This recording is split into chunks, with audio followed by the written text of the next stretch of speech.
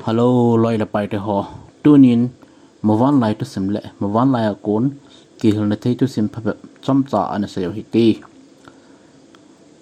Loi la pai te ho. Hi chi I channel lo Evergreen official video ki ti hi. Na hong lu na ma sa pin hi le long si nin like subscribe me hin bor pi in tin ngai lu na nei te in tip na ka hin ye. Ka chi me ka ko me ti lo win. Kita sat le ke ngai lu le sa anin subscribe me hin bor pi te in tin ngai lu na nei te in tip na ka hin nei ge move on la hi zu lewa gan hing nam kim la a hing so pi na hi tai a kiti ni hi ama hi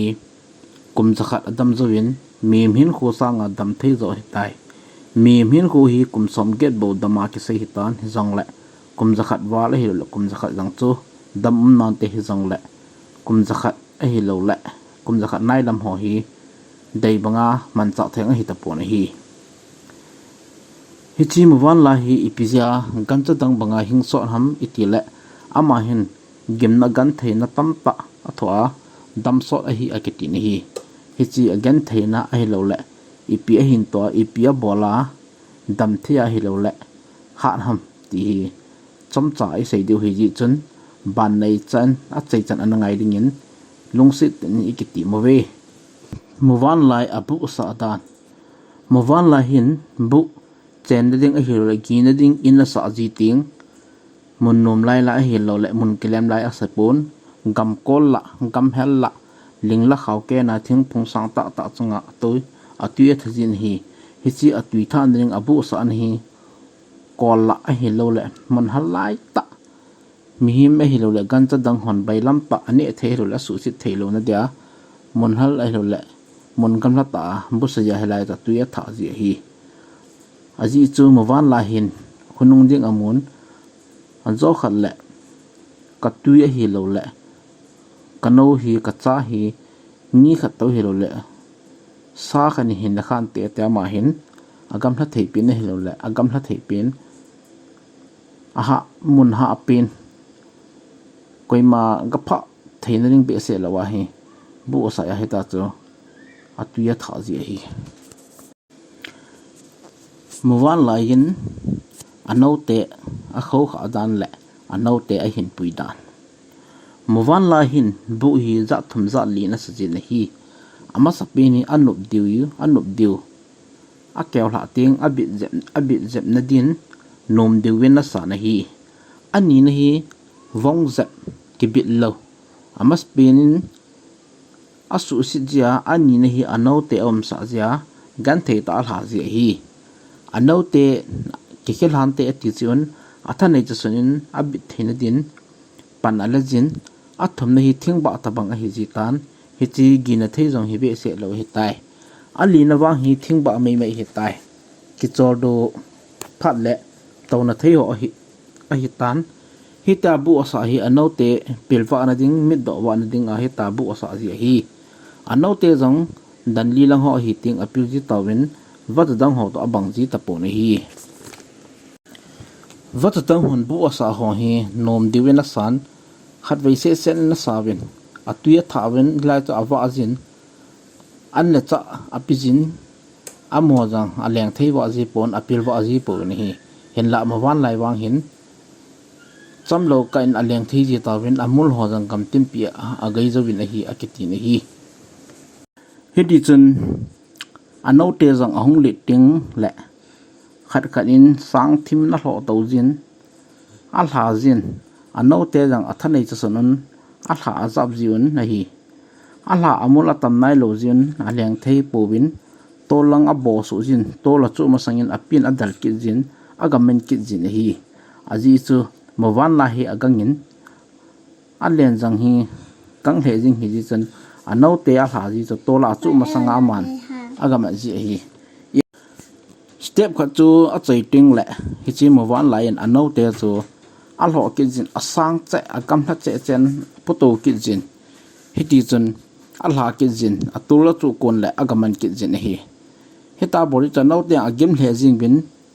hi chu akhunung diu gel na pin hi ta cha bol hin amo hi tai bol ji chen mawan la ho hi tol langa bo jang le akang win chunga alen lo jang akang in mading khat atiu chu jang kya dal jing la amat jing hi agan dan hi len ho sangin kang le kilom hil jing hi ai ni chawa chu sei thei ta pu we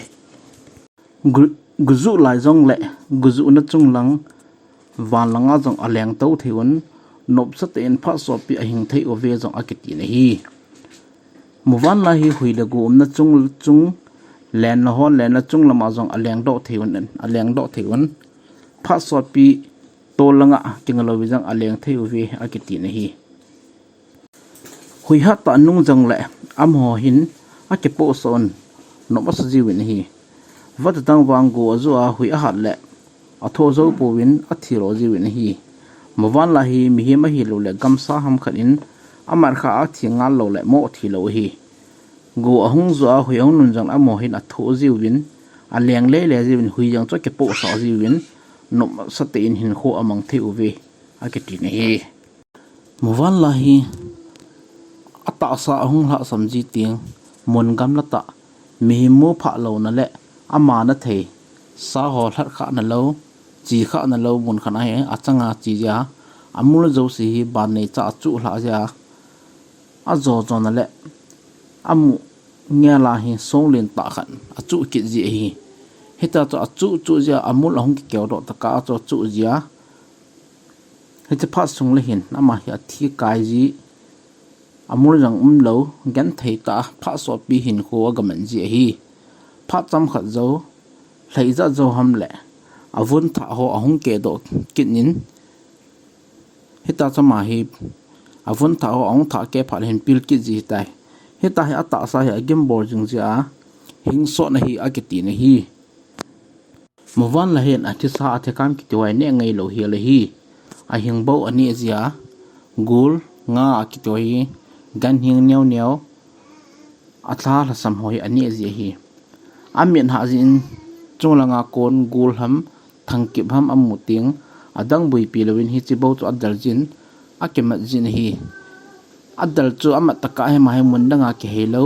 hi che dal pin chamar kha taka cha adal jing hi hi chi ane ho gul ai lo la nga ki thong ho ke pe that that ji a hai lo la ke tam ji na lai hi chu ani ji hi muwan la hin vatsa ho a hi lo la gan cha dang ho ten hla khom ke kop khom lo ke por khom lo hi ano ho jing jang ahung le ting a changin a hlaji tawin hi hitai muwan la hi a hin so le adam thei le jing wangin pathinin akum khwa hing dia asim lo jin phar khala the tho ji win hi muwan la hin kho mang chan isaya thim gawin zong bible an sei na hi tun muwan la ya kon ke hil na thei ai le ai jang ke pui jang na thei neo ta na se hoite muwan la hi wat tang ho to banglawa achanga hing a hi jin to si isit ato khaji boi hi chibang chan ai ho ke loi khom na neo cha thilpha lo bol ho la ke kang se le han to sit ai sit itu lo di hi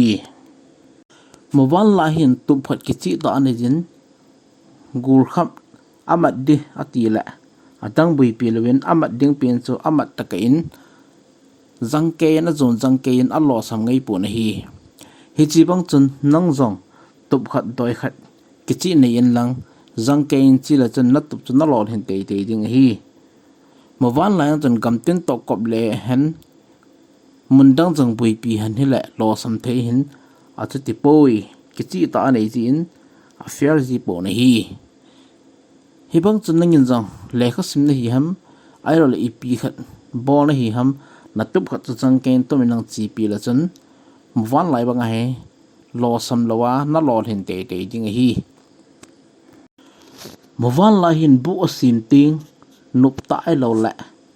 hoi ta sim hi lo yi chun anau te apil won boina jang phaten akemai tu pi thei uve hebang chun ai hon jang I cha tew ha san na gan theina hilma salew han cha te chingwa diu pilwa diu achanga kisin sa theiwa diu hi cha te ati na diu aphat na diwa hila phoa pui ki ti chu khunung chan ge ate chan ge asu min lo ding hi chi i bible jang asein hi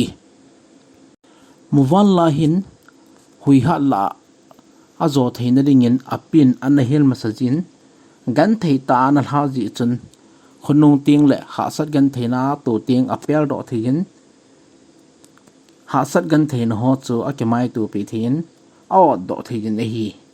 hibang chun ei hon jong gan thei ha sat i tu ting le i zo thein ringun nu le paten i cha teu chu anyau a seilin masangun hilma sautin pui hui ma sautin hilew han i cha teu chu khunung le mi khat so te thing hi tu lai mi nu mi pa tam pen a cha te hi angai lut be se ji le a hom tho be se jin na to na tham ai lo la gan thei san na an hil ji lo jin cha te gan thei tam pa om jin hi ti chu hin lo ring in cha te chu anyau pet hil thei pho the hi pen in hil lo jen pho lew han i cha te chu khunung le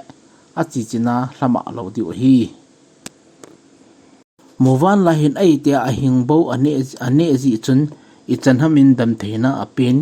hebang chun ei hon jong a thikam sa a hi lo le a thi sa kiti ho hi ne lo hi ri na pha na hi a ke that tir a ke that li ne lew han i dam thei diu hi gan thikam a hi lo le ui thikam kiti chu ta sa dinga dam thei na hi lo hin na dinga jong dam na pi lo hel hi ji chun hitabang ake that sa awi sa ki to hine da lew han ta za dam the na hi ding hi tunia muwan lai to sim ma ik hil naw chu hi chan ngau tin aban het be nom le google ana vet the hi muwan lai to sim hi ai pawin jang mun tam ta min chom chomin a chom chomin ki sai nan tin google hi lo le mun dang danga jang a sim hi vet the hi lunglut ta hin ngai ho zo si chunga ke pa thu ka hin se pathinin phathei na bo han